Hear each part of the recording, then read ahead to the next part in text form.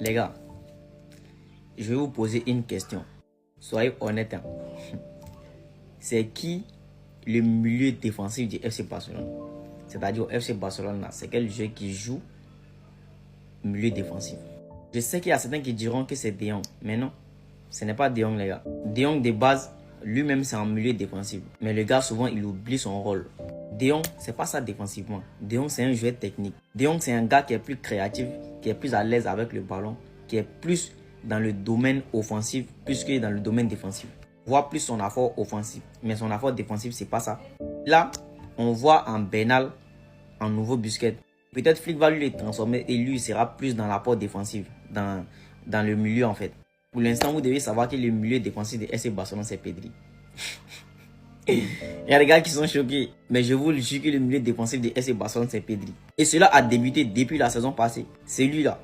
Il a placé Pedri comme milieu défensif. Voilà pourquoi la saison passée, le seul milieu défensif qui rivalisait avec Pedri, c'était Caicedo, le joueur de Chelsea là. Pedri a fini l'année en étant le milieu défensif avec le plus de récupération des balles. Devant les joueurs comme les Enzo Fernandez, les Caicedo là. Puis, la saison dernière, il courait dans tous les sens. Cette année, vous ne voyez pas trop l'apport défensif du FC Barcelone dans le milieu, c'est parce que Pedri se blesse trop. Souvent, Flick mettait Eric Garcia comme milieu défensif pour essayer de faciliter un peu la tâche à Pedri. Sinon, actuellement, ne vous fatiguez même pas. Le milieu défensif FC Barcelone, c'est Pedri, les gars. Si tu crois que je mens, à partir d'aujourd'hui, il faut commencer à regarder les matchs du FC Barcelone. Et puis, pour confirmer mes propos, écoutez cette déclaration de Koundé. Pedri fait la différence. Bien sûr qu'il nous a manqué. Le contrôle de nombreux aspects du jeu. Son absence se fait également sentir en défense. Parce qu'en milieu défensif, là, il facilite la tâche aux défenseurs. Mais quand Pedri n'est pas là, c'est-à-dire eux, là, la tâche devient plus difficile pour eux. Marquez un tout petit peu Sergio Busquets. C'est lui qui court pour venir chercher le ballon dans le pied des défenseurs. Coup de rein des Busquets, c'est du haut niveau, c'est de l'art. Busquets, c'est sans bruit, sans pression. Dès qu'il a le ballon, fin de corps, élimine, ballon. Les milieux défensifs au FC Barcelone, tu dois être très calme. Chez nous, les milieux défensifs, ce n'est pas ceux qui ont force, qui ont fait teinture. C'est pas ça. Chez nous, là, c'est celui qui est calme. Même si tu n'as pas force dans ton corps, même si ce n'est pas physique en fait. Dès que le ballon vient dans ton pied net là, tu commences à créer les occasions maintenant. Tu prends le ballon dans les pieds des défenseurs. Tu commences à casser ligne et tout. C'est lorsque Pedri n'est pas là. On remarque ça dans le jeu de De Jong. Donc du coup, De Jong devient un milieu défensif quand Pedri n'est pas là. Sinon, c'est Pedri le milieu défensif de FC Barcelone. Les gars, encore un défi pour vous. Ça, c'est la page de mon gars. Voilà, Monsieur Torrens. Lui qui vous partage des pronostics chaque jour sur son compte TikTok là. C'est sa page Facebook qui est là et sa page est actuellement restreinte. Donc du coup, de la même manière que tu vas recommander ma page là, allez-y recommander cette page les gars. Léon Prono. Compte vraiment sur vous les gars. Ceux qui n'ont pas encore recommandé ma page, vous recommandez ma page et vous allez recommander aussi la page de mon gars. Je compte vraiment sur vous les gars.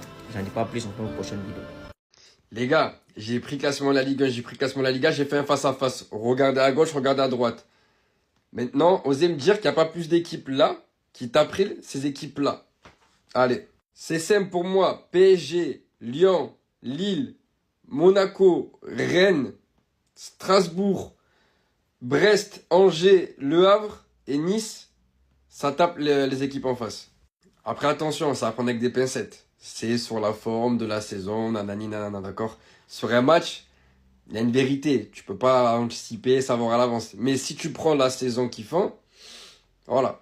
Quand je vous dis que la Liga, le niveau, il est plus comme avant, c'est en déclin, regardez. S'il vous plaît, allez voir. Moi, personnellement, j'ai beaucoup d'amis à moi qui regardent beaucoup la Liga. Ça fait, je crois que depuis l'année dernière, ils regardent pas, les gars. C'est catastrophique. Bref, dites-moi encore vous ce que vous en pensez. Salut les gars, j'espère que vous allez bien. Série d'informations concernant le Real Madrid, vous savez quoi faire. Like, partage, abonnement pour ceux qui ne le sont pas encore. Let's go. On va débuter avec quelques tristes nouvelles. Selon Marca, le jeune Juan Martinez est blessé et il sera absent environ un mois. Dani Ceballos également est blessé. Et selon le journaliste Miguel Lito, il sera absent environ 7 semaines les gars. Et après ça, une bonne nouvelle, Rodrigo a fait son retour à l'entraînement. D'après le média Diario As, la légende du Real Madrid Casemiro a visité l'Inter Miami avec sa famille, il a rencontré la direction de l'équipe. Et les Madrilènes, j'ai une question pour vous. Est-ce que pour vous, Dani Carvajal a toujours sa place au Real Madrid pendant une saison supplémentaire? Diario As l'a confirmé, le Real Madrid ne considère pas Unai Emery comme un candidat pour l'avenir. Et c'est pareil pour José Mourinho. Il est impossible que José Mourinho redevienne l'entraîneur du Real Madrid. Le club ne l'a jamais pris en considération ces dernières semaines. Et donc le Real Madrid se concentre en priorité sur ce que Alvaro Arbeloa peut accomplir en tant qu'entraîneur principal. Musiala a parlé de ce que Vinicius a vécu pendant le match face au Benfica. Il a donc affirmé: notre entraîneur a déjà soulevé des points importants. Le racisme n'est pas un sujet facile. Vu la confiance que j'ai en Vini, je ne pense pas qu'il mentirait sur un sujet pareil. Je trouve qu'il a bien géré la situation. C'est un sujet qui circule depuis un certain temps et personnellement, ça me désole. Dans le Ramadan hier, lors du match, regardez ce que Lamine Yamal faisait. Bien que Cancelo, étant resté 1 an et demi en Arabie Saoudite, n'a toujours pas compris ce que Lamine Yamal essaye de faire, on dit qu'il est resté tout seul sur le terrain là-bas quand ses coéquipiers se sont empressés d'aller boire. On parle bien évidemment de la pause fraîcheur. Ça peut paraître pas grand-chose pour certains. Il est certes passé par des phases qu'on ne cautionnait pas spécialement. Mais aujourd'hui, au vu du comportement pour lequel il a opté en dehors des terrains et aussi sur le terrain, l'exemple qu'il montre en tant que joueur musulman, n'ayant absolument aucune honte de montrer cela, quitte à littéralement perdre des supporters s'il sera, l'image dégagée est très forte. Grande star du football, joueur incroyable, mais qui sait garder les pieds sur terre, rester humble et reconnaissant envers tout ce qui lui arrive. Comme je vous l'ai dit, surtout, en plus du comportement pour lequel il a commencé à opter récemment, de ne plus provoquer, de rester calme. Lamine Yamal, en plus de la saison qu'il est en train de produire, est tout simplement en train d'obtenir la meilleure version de soi-même, de ce qu'il peut montrer aussi à toutes les personnes qui regardent le football. Et peut servir vraiment, mais alors vraiment de formidable exemple pour toute la jeunesse. En tant que madrilène, là je commence vraiment, mais alors vraiment à kiffer le résultat final.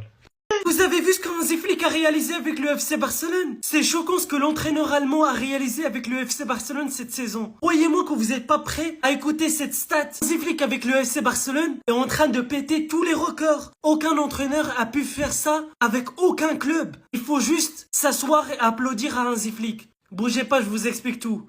Déjà que depuis son arrivée, il a réussi à virer 2 coachs, 2 entraîneurs du Real Madrid, avec 4 défaites de suite l'année dernière. Aujourd'hui, il est en train de réaliser des stats énormes. Le Barça a disputé 63 matchs de championnat sous la direction de Hansi Flick. Et le Barça a terminé la journée en tant que leader du championnat dans 44 d'entre eux. 70%.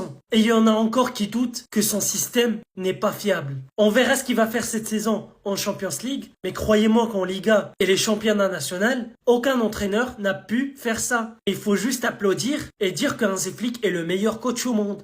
Même avec la victoire d'aujourd'hui, on est repassé premier et c'est ce qu'on mérite. En tout cas, dites-moi ce que vous en pensez. Passez une bonne journée. Bisous.